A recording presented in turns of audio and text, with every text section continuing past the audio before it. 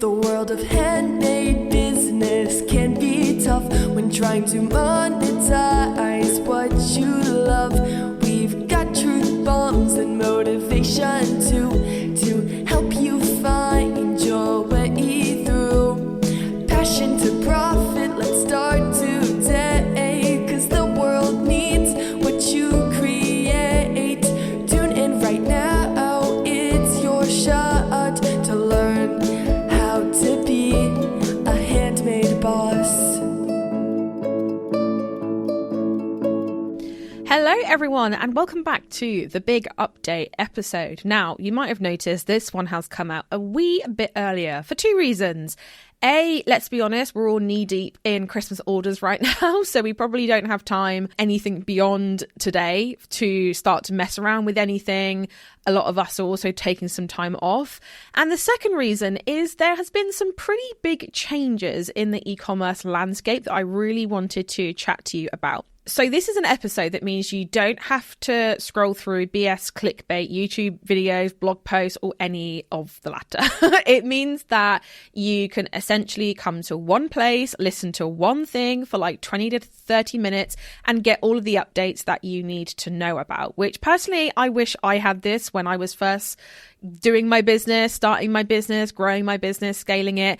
I just feel like at the moment, so many people are desperate for your attention as a business owner that you don't need to waste time. So here it is. So the very first thing that I want to talk about today is the General Product Safety Regulations, or GPSR for short, which comes into force on December the 13th. If you are in the EU or sell to the EU, then I would severely advise you guys to listen up, because this is really important. So basically, it is what it is. It is exactly what it says on the tin, the General Product Safety Regulations. Now, I feel like this has been something that has been talked about since 2020. When I actually did some research into this episode, this has been something that has been whispered about since, guess what, 2020. This is also something that since June 2023 has been announced as being a thing, but I feel like we all have just started to hear about this over the last 2 to 3 weeks, right? As of recording this, it is the 2nd of December 2024, so do bear that in mind. What this means is that they want people to take more responsibility for the safety of their products. So this is definitely something that I have seen a lot of issues with myself. So being a handmade business coach, I see thousands of businesses every single year. I look at 10s, 20s, 30 a day. And some of them I do feel like are playing it fast and loose with the safety of their customers, right? And I think this is also a reaction to the amount of cheap stuff that is being drop shipped, that is being sold on the likes of Temu, on the likes of AliExpress, on the likes of eBay, Amazon, and unfortunately Etsy, Folksy, all those kinds of places as well.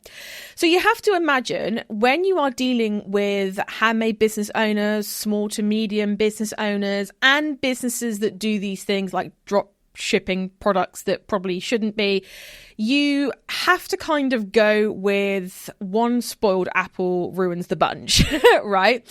So basically what this means for you is from December the 13th, 2024, there are a few things that you will need to do if you are in the EU or if you continue to sell to the EU.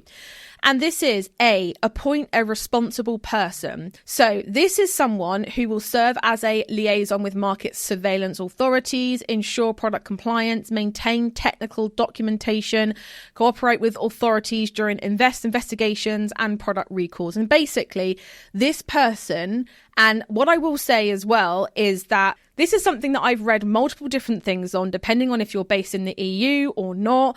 But my advice would be research whether you need to appoint a responsible person. Some sources have said if you're not based in the EU, you need to do this, but if you are, you don't have to. Some sources have said you both have to do it, even if you are or you aren't based in the EU.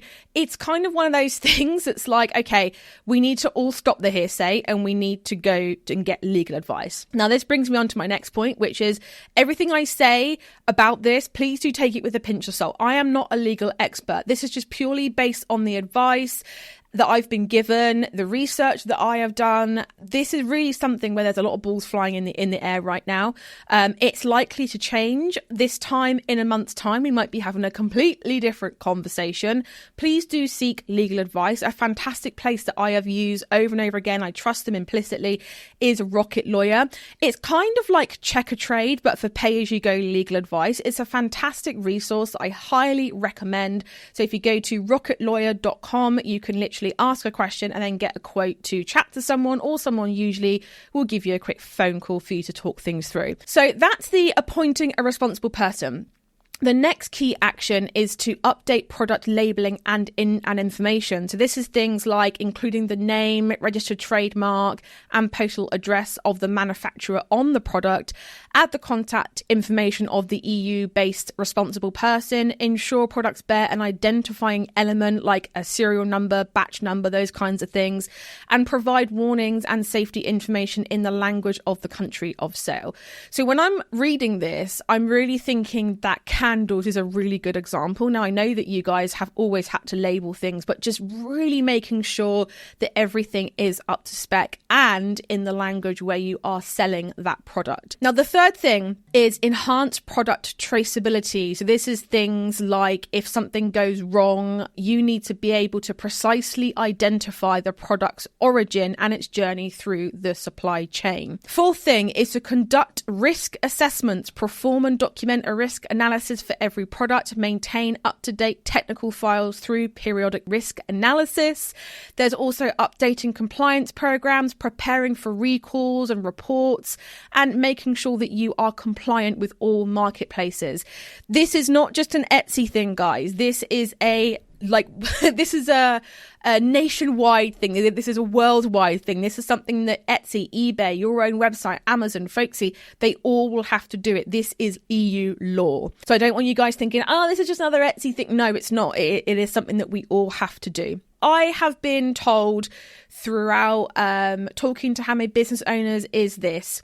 A lot of people are going to stop selling to the EU and Northern Ireland because they are just viewing it as being overcomplicated and something that a lot of people just cannot be bothered with. So my advice to you would be this. This is something that has happened over and over and over again. Every year there is some kind of change that people majorly panic over. And, this, I hate this for myself as well, guys. It's not just you that are going through the ringer. It's me as well. I'm getting question after question after question. I have to make sure that I'm compliant with my own products. There is a lot going on for me as well right now. I hate this as much as you do, but it's there for a reason. The regulations and the safety protocols have been increased, and I think understandably so. I can completely understand why they have done this, but nevertheless, it does still suck for people who are just trying to make sure that they're doing everything by the book. So my advice to you will be, if it feels good, for the meantime, don't sell to EU countries, Northern Ireland, if that feels good to you. If it doesn't, then do some more research into the GPSR regs, get legal advice, do all the things that you have to do, okay? But to answer your question as to why are so many people not selling to the EU anymore and Northern Ireland, this will be why, okay? Do I think that it's all probably going to change in terms of we'll be more sure as to what they actually mean? There won't be so many unanswered questions or balls in the air in a month's time? Yes, I do. But for the moment, December 13th is that cut-off day. And, this is why I'm feeling like a lot of people are just not going to sell to the EU or Northern Ireland anymore. It's because there are so many unanswered questions. Questions such as, does it apply to digital products? Some people say no, some people say yes. There's just so many different things that I am seeing here. Do you have any exceptions? Things like food, living plants, antiques might not apply to GPSR, but they might also, depending on what it is that you sell. There is just so many different things that people are confused about, which I do believe is why many people have just gone, no, we're not going to sell to the EU anymore until this has been sorted. But don't forget, guys, this has happened a lot. Like I said, every year I feel like there is something new that comes out. If you remember when GDPR first came into play, everyone panicked then. Then there was copper. Then there was this and this and this. There's always things that come in that make people go, I don't know what to do. But the bottom line is that eventually things will settle down. We will know a little bit more as to where we stand. The questions will be answered and all that good stuff. But in the meantime, what I'm going to do is in the show notes, I'm going to pop some links for you to do some further reading yourself. I'd highly, highly, highly recommend that you get some kind of legal advice. It might cost you £100, it might cost you £200, but at the end of the day, I feel like if it gets the answers to your questions, especially if you want to continue to sell to the EU and Northern Ireland, it's kind of worth it. All right, so now let's move on to some Etsy changes. Okay, so Etsy's third quarter results are in, and basically what it seems to show is it was expected to fall and it has kind of fallen, okay? So Etsy Marketplace has basically seen a 6% drop in gross merchandise sales, otherwise known as GMS. And this is basically a metric used usually in e-commerce to measure the total monetary value of merchandise sold through a marketplace or platform over a specific period. So that's what GMS basically is. It's a fancy way of saying all of that. So they have seen a 6% drop in gross merchandise sales in the third quarter year on year. Active buyers also decreased 0.4% year over year, and that number is sitting at 91.2 million. So there's 91.2 million active buyers on Etsy.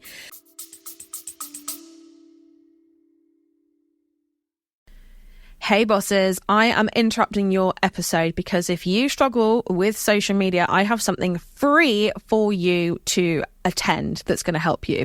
So between the 13th to the 17th of January 2024, I am hosting a marketing critique week. So Monday to Friday, every single day at 1 p.m. UK time, I'm going to be going live to critique some of your marketing channels. Okay. So I've popped the link for that and it is a Google form. You simply fill that out and I will go live on Instagram and in the Facebook group and possibly critique your marketing platforms, your channels, whatever. Okay. Now, not only that, we are also going to be celebrating the opening of our Handmade Bosses Social Media Sidekick, or SMS for short. Now, this is going to be a membership that gives you your social media specifically for handmade business owners done for you each and every month. It's super, super easy to use.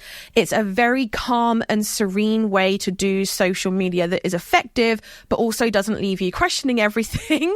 It is scroll stopping content. It's applicable month to month. It is totally beginner friendly. And as a matter of fact, we actually do have a beginner guide to social media within there.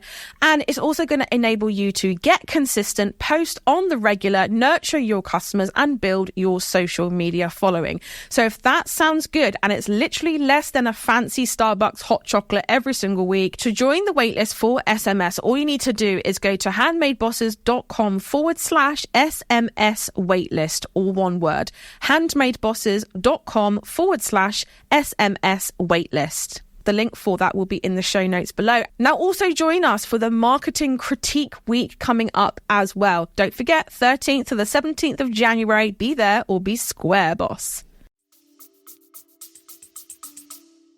Falling by 0.4%, I don't feel like it's that bad. To be honest with you, Q3 was tough for a lot of e-commerce business owners. I feel like that's not too bad. They also said that they reactivated 6.4 million buyers, up 5.6% from the previous year period. So that is great. And they also acquired 5.3 million new buyers. So they are reactivating more buyers and bringing new buyers in, which is basically what we want to hear, right? So it's also said that it's continued to see year-over-year gifting GMS trends outpace site-wide performance and represent a higher share of overall GMS than the same period last year. Basically, what they're saying is this whole gifting thing is doing a good job. Now, Josh Silverman himself has quoted by saying, "Our third quarter consolidated results came in roughly as anticipated, with some incremental pressure on Etsy Marketplace year over year. GMS, healthy growth in revenue, and continued strength in our adjusted EBITDA profitabilities." So that's good. They're saying, okay, we've made some progress here, but it's sitting about where we expected. We made excellent progress improving Etsy Marketplace customer experiences, from gifting to quality, a new loyalty program, investing in our app and more, all of which we believe will drive engagement and frequency over time. While 2024 has been a challenging period for discretionary goods, we are investing with discipline and focus to make Etsy even more Etsy, which we believe will lift our boat when the tide comes back in again. So a nice way of kind of saying things are a little bit crap right now for everybody. We at Etsy, we're seeing that, we're feeling it, but we are carrying on with our USP, our unique selling point, which is handmade goods, gifting, all those kinds of things. And basically he is saying it's going to come back, and when it does, we want to be ready and prepared. So it's kind of good, but obviously it can kind of shake the confidence of a lot of people who are selling on Etsy, because they're like, okay, well, if they're struggling, then oh my God, what am I doing? Honestly, 2024 has been a bit of a slow year. I'm not going to lie. We've seen it. Sellers have seen it. Everyone has seen it. And let me tell you, if you have increased things like conversion rate, revenue, sales this year, you are an absolute superstar. But for a lot of people, it's been a very meh kind of year, right? To be expected. You know, the geopolitical landscape has been cray-cray, and recession stuff has been floating around as well. Now, in terms of what they've been doing for sellers, here's some things that they've done. So they've also given you a new search visibility page, adding weekly tips and resources to our 2024 holiday hub, and they've helped you to keep your shop safe with our newly updated account security checklist. Okay. The second thing is they said hundreds more agents to our support team so you can get faster resolutions during this critical time. They've also expanded access to chat in Shop Manager so you can connect with us even more seamlessly. And this, I must say, has been something that for a long time people have asked for, being able to access them through live chat, and they've finally done it. So that is good.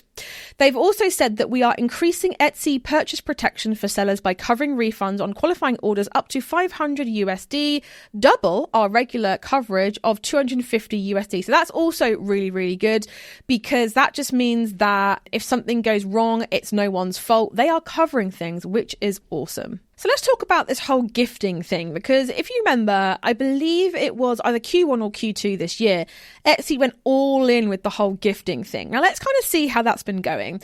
So they are saying that they have seen an increased buyer adoption of existing gifting features, things like 1.3 million visits from people who received gift teasers. And these are things like when someone buys you a gift, you can send them an email gift teaser. I've gotten them and they're pretty cool. And also approximately 1.1 million gift lists have also been created. So considering there's like 92 nearly million buyers and 1.1 million gift lists, it's kind of not a bad conversion rate, but I would have ideally liked to have seen that number be a little bit higher. They've also launched physical Etsy gift cards at major US pharmacies, retailers, different places like that, which is cool as well, because it means that if someone picks up a gift card, it's like a physical gift card now.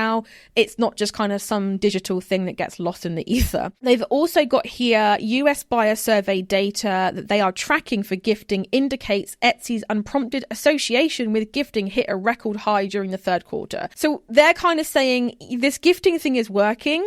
My opinion is it's working, but it's working a little bit slower than what I'd personally like to sort of see. So I'd really be excited to see what Etsy's going to do to boost that up, right? They've also done the quality initiatives, which is basically they want to find the best stuff on Etsy, which is Etsy's way of nicely saying they want to wheedle through the sea of mediocrity and get to the good stuff. So they've also said here, work to enhance the precision of application of our new creativity standards, which if you go back to the episode, the big update episode before this one, you will hear me talk all about that, which is 4 categories. So made, design, handpicked, or sourced by Etsy sellers. I'm sure you guys have seen that. Based on experimentation, our efforts to more deeply incorporate listing quality attributes into search appear to be leading an increase in the number of 4 and 5-star buyer reviews and a decrease in the rate at which buyers requested refunds. So they're saying people are happy with this.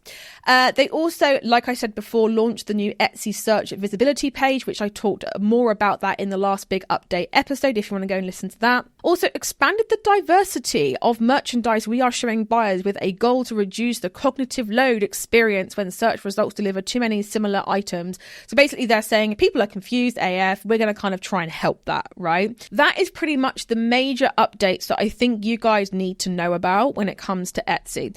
So now let's move on to Instagram. This is also something that a lot of you always ask me to give updates on, so I'm going to do this now. So in testing, there are a few things that Instagram are testing right now. So let's have a little look. So on the Reels Explorer page, there are now notes showing you why the reel is doing well, such as hooks to audio choices and the text that they've used. Now, with this thing, I haven't seen it pop up every single time on Instagram. I think I've seen it once. And honestly, I do just feel like at this point with Instagram testing, you might see a screenshot of someone that's got a feature go on yours and it's not there. So don't be alarmed if I'm saying any of these things and you're like, I've not seen that.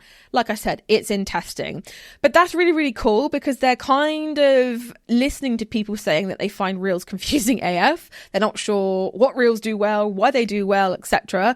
So they're actually giving you like notes showing you why the reel is doing well, which is really cool. Another thing that they are testing is when creating a reel, some users' music options have been created for you, meaning the music is tailored around your likes and previously used, which is fine. Also in testing is go to any reel, click on the audio file, click the trending arrow, and this takes you to the top 40. But there's a new tab called Popular with Your Followers and Trending with Similar Accounts that you could use as well. So let's move on to any new bits and bobs that we have is new ways to connect through DMs. So we are introducing new features that make it easier to express yourself and connect with friends through Instagram DMs. Sounds a bit dodgy, I know. These features include over 300 new stickers and an updated DM sticker tray, nicknames for you and your friends. So basically, if you got some friends you're DMing, you're going to see some cool new stuff, right? Also, reshaping your Instagram with a recommendations reset. We are testing a new way for people to reset the content recommendations they see and explore Reels and feed when they want a fresh start.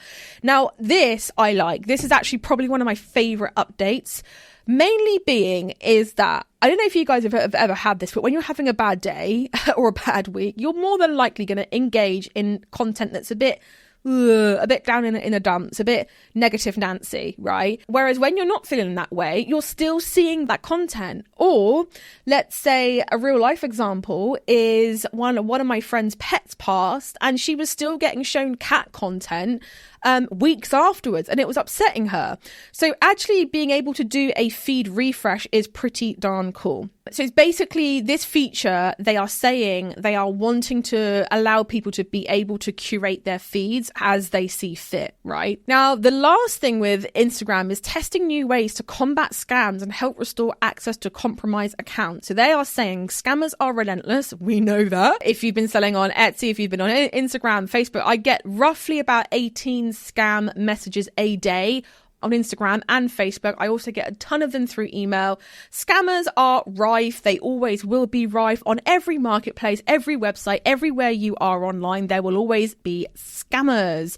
It's just a matter of time. So if you are getting scammers and you're thinking, oh, this is an Etsy thing again, it's not. It's everywhere. We're also testing the use of facial recognition technology to detect and prevent celeb bait ads on our platform. They are basically building on their existing defenses by testing new ways to protect people and make it harder for scammers to deceive others. We're also testing this technology as a means for people to verify their identity and regain access to compromised accounts.